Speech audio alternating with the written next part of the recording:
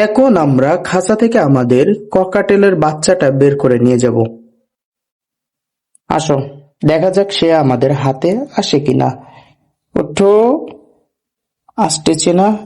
এই তো, বাচ্চাটা কিন্তু হাতে উঠে গেছে। এই তো খাঁচার বাইরে নিয়ে চলে আসছি, দেখছো? আমাদের ককাটেলের বাচ্চা আমাদের কাছে কিন্তু আসে। আল্লাহ, এই যে আমাদের ককাটেলের বাচ্চা বাইরে চলে আসছে, আর ওর মা বাবা এই যে ডাকা শুরু করছে। এখন ওকে আমাদের ঘরে নিয়ে যাব আর চুলা খেতে দিব, দেখা যাক খাই কিনা।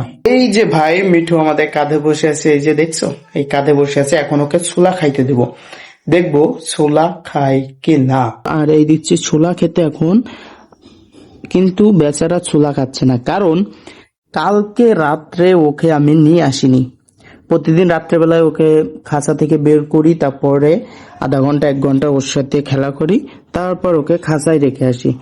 সেই যে রাগ, সকাল ধরে আমার কাছে আসতেছে না, আর আমি কিছু দিলে খাচ্ছেও না। এত রাগ ভালো না বাবা, খাও কেন। মিঠু, মিঠু, কোথায় যাচ্ছ? মিঠু, কত সুন্দর ঘুরে বেড়াচ্ছি। এই যে আমাদের মিঠু, মিঠু, মিঠু।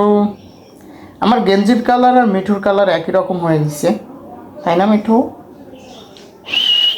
একে যদি এখানে আদর করি তো এ খুব শান্ত হয়ে যায়, ঠিক আছে? কখনো পাখির এই জুটিতে হাত দিবেন না, তাহলে ওদের মাথা গরম হয়ে যাবে।